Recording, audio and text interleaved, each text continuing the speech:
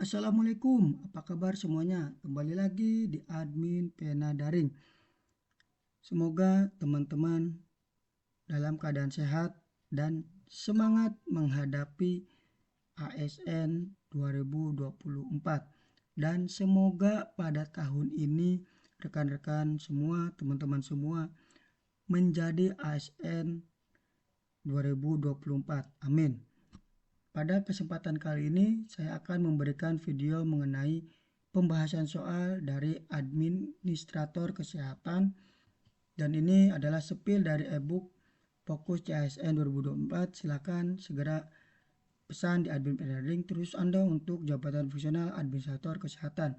Ini sudah disesuaikan dengan jabatan fungsional administrator kesehatan dan angka kreditnya serta kisi-kisi materi pokok dari Permen RB tahun 2023 dan FR tahun-tahun sebelumnya, yaitu 2022 dan 2023. Oke, kita mulai pembahasan soal yang pertama. Tugas Adminkes adalah analisis kebijakan di bidang administrasi, pelayanan, perizinan, akreditasi, dan sertifikasi pelaksanaan program kesehatan. Manakah di bawah ini yang bukan kegiatan pelayanan administrasi? A. Menyusun kebijakan program kesehatan. B. Membimbing Adminkes di bawah jenjangnya. C. Melaksanakan sertifikasi produk bidang kesehatan. D. Memfasilitasi pelaksanaan kebijakan program kesehatan. E. Melaksanakan akreditasi institusi dan program kesehatan.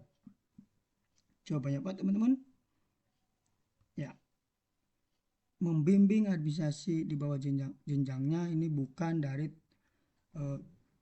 kegiatan pelayanan administrasi. Bahwa untuk pelayanan administrasi ini tugasnya atau kegiatannya itu menyusun kebijakan program kesehatan, melaksanakan sertifikasi produk bidang kesehatan, memfasilitasi pelaksanaan kebijakan program kesehatan, melaksanakan akreditasi institusi dan program kesehatan. Itu pelayanan administrasi. Oke. Soal nomor 2. Tujuan utama akreditasi puskesmas adalah kecuali A. Membina PKM, B. Memfasilitas pelayanan kesehatan primer, C. Berkelanjutan memperbaiki sistem komunitas, D. Kinerja yang berfokus pada kebutuhan masyarakat, E. Manajemen risiko. Coba apa teman-teman? Ya, yaitu C. Berkelanjutan memperbaiki sistem komunitas. Ini bukan dari tujuan utama akreditasi puskesmas.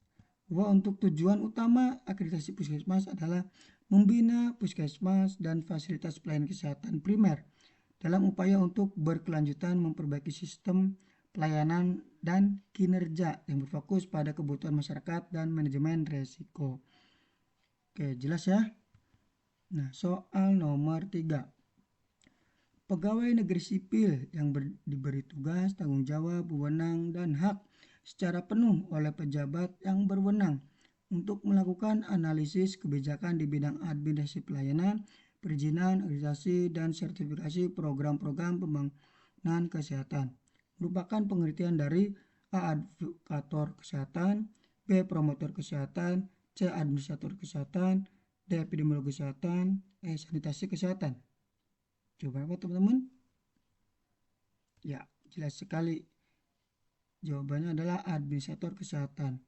Ya, diingat-ingat ya, untuk Anda sebagai administrator kesehatan itu pegawai negeri sipil yang diberi tugas, tanggung jawab, wewenang, dan hak secara penuh oleh pejabat yang berwenang, dan tugasnya itu melakukan analisis kebijakan di bidang administrasi pelayanan, perizinan, akreditasi, dan sertifikasi program-program pembangunan kesehatan. Oke, jelas ya? Kita soal nomor 4. Sebagai administrator kesehatan, Anda harus mengetahui dan memahami tugas pokok administrator kesehatan.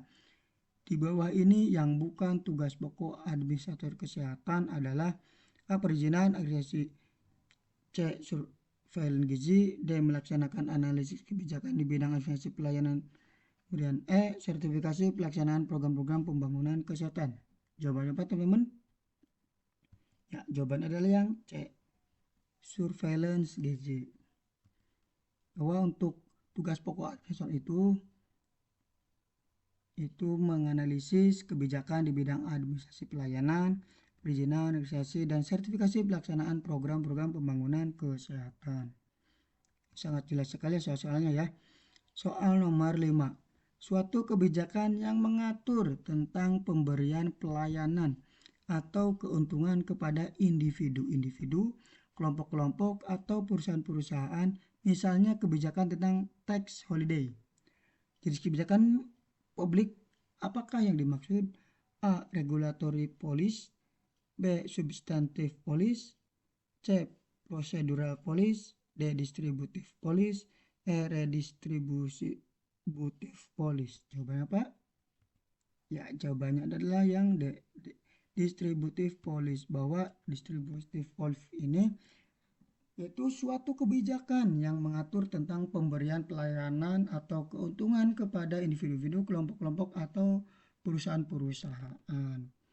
Oke, jelas ya? Oke, saya cukupkan untuk pembahasan videonya kali ini. Silakan segera pesan e-booknya ke admin Pena Daring dan tunggu untuk video selanjutnya. Sampai jumpa. Terima kasih. Wassalamualaikum warahmatullahi wabarakatuh.